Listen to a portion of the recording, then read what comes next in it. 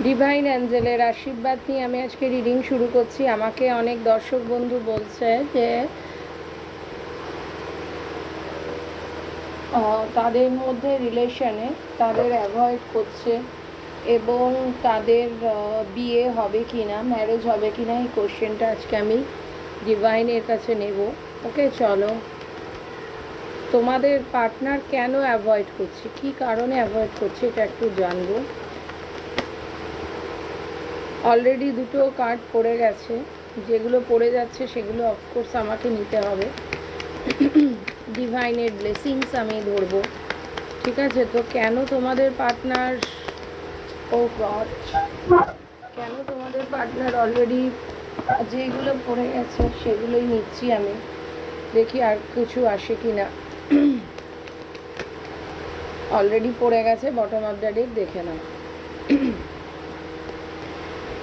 যে কার্ডগুলো পড়েছে সেগুলো তোমরা দেখছো, কী কী কার্ড পড়েছে, কেন তোমাদের পার্টনার তোমাদেরকে অ্যাভয়েড করছে।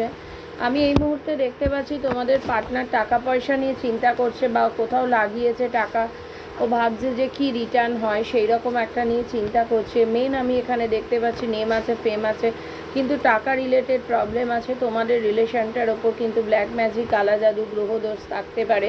তোমার পার্টনারকে আটকে রাখা হয়েছে, যার জন্য ও কিন্তু তোমার কাছ থেকে, অনেকের পার্টনারের শরীরও ভালো না এবং তোমাদের একটা হিলিং চলছে। অনেকের পার্টনার তোমার থেকে তো আশেপাশের পরিজনদের কথা বেশি শোনে, এটাও কিন্তু একটা দেখতে পাচ্ছি। তোমার পার্টনার তোমাকে হোল্ড করে রেখেছে, মানির জন্য রেখেছে, বা তার লাইফে কিন্তু তুমি একটা অনলি অপশান, বা এই ছোটো বয়সে অনেক কিছু করেছে, ঠিক আছে?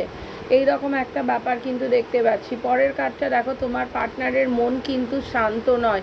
এইটা থাকলে ওইটা চাই, ওইটা থাকলে ওইটা চাই, এই রকম একটা মেন্টালিটির পার্সেন। মানে কোনো মনস্থির নেই। টাকা থাকলে বাড়ি চাই, বাড়ি থাকলে গাড়ি চাই, গাড়ি থাকলে সুন্দর মহিলা চাই, সুন্দর মহিলা, মানে এই ধরনের। বা ওদের লাইফে থার্ড পার্টি থেকেও কী করে বেরিয়ে আসবে সেটা চিন্তা করছে।